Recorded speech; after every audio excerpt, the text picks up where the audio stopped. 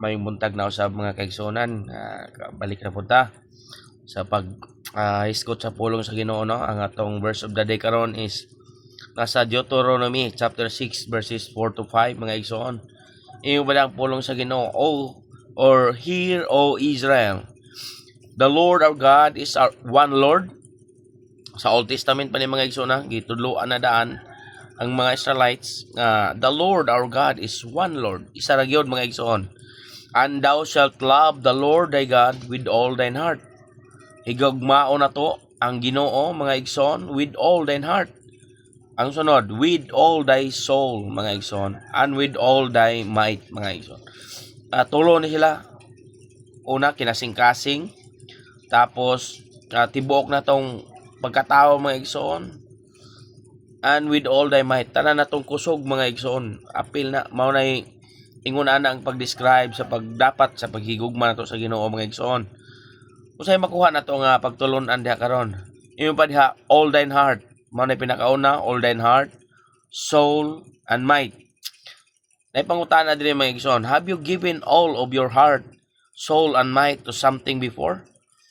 Una-una daw sa imong kagalingon mga igsoon, aba kay usa ka butang nga gitagaan ani nga ingon ani nga kanang ka sibot ba nga kinasing-kasing gud nimong gihatag nimo, imong tibok kagalingon gud gihatag nimo, tibok nimong kusog. Siguro sample na to ni sa una sa mga uyab-uyab na to, no? Kanang nay mga fiancé na to, mga girlfriend na to mga igsoon. Nga na ta sa una nga tanan halos murag everything na gyud ba, siya na gyud, wala na ilain, wala na makulang. But sa ato karon mga igsoon gitudloan ta nga diha day nato na ihatag pinakauna sa Ginoo mga igsoon. Iyo pa diha, what about just one of those three things? Imagine how powerful and good your effort and achievement would be just one of those things. Then combine the efforts of all three and it is a recipe for everlasting life mga igsoon. Ingon pa diha, nalagay isa na nga mahigugmaon ka kinasing-kasing, okay na. Manghigugmaon ka tibok nimo kagalingon, okay na po na, buyag-buyag ba. Then mahigugmaon ka pinagi sa kusog nimo, tibok kusog nimo, okay na gyapon na mga igsoon. But kung i-combine mo na ang tulo mga igsoon, dagko gyud kahimuan mga igsoon siya sa atong kinabuhi. Labaw tanan sa ato karon nga panahon. Sa una gitudlo lagi ni sa Deuteronomy chapter 6 verses 4 to 5. Sa una pa ni mga igsoon, sa Old Testament pa lang, but sa panahon na karon sa ato sa church age mga igsoon, gitudloan gyapon ta nga igugmao na to ang Ginoo, tibok na tong kasing-kasing kusog og pagkatao na to mga igsoon. Kay mao gyapon ni kasuguan sa Ginoo. Wala na giutro sa Ginoo hangtod karon sa New Testament mga igsoon. Mao na nga ingon ang Ginoo diha, siya ra man isa. Sama sa atong gibasa, the Lord our God is one Lord. Siya ra gyud, one Lord, bot pa sa bot isa ra.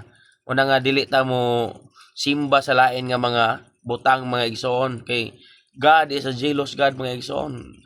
Kanang mga graven images sa una pa na iyan na nang ginapakgag mga igsoon, padilian na bat karon sa ato lagi nga mga tao nagyoy mga tao nga gagamit gyapon na bisag bawal na mga igsoon sa dili mao.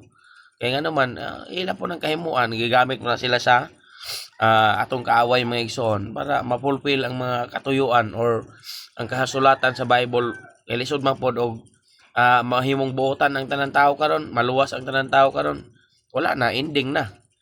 But ingon ang Bible nga gipadak-an ang impierno, kinsa may moadto dito kung mahimong maluwas ang tanan mga igsoon, makabaton og kaluwasan, di ba? So naagyoy mo adto dito mga igsoon. But pasalamat ang isa ta nga gamiton nga makasulti sa uban mga igsoon, kay nga naman mao ni dapat nga itudlo na to sa uban nga isa ra gyud atong Ginoo mga igsoon, og isa ra po'y manluluwas na to mga igsoon. Din makabaton po tag kaluwasan, kay do naman tayo manluluwas bot pasabot dunay luwasonon, which is kita mga igsoon.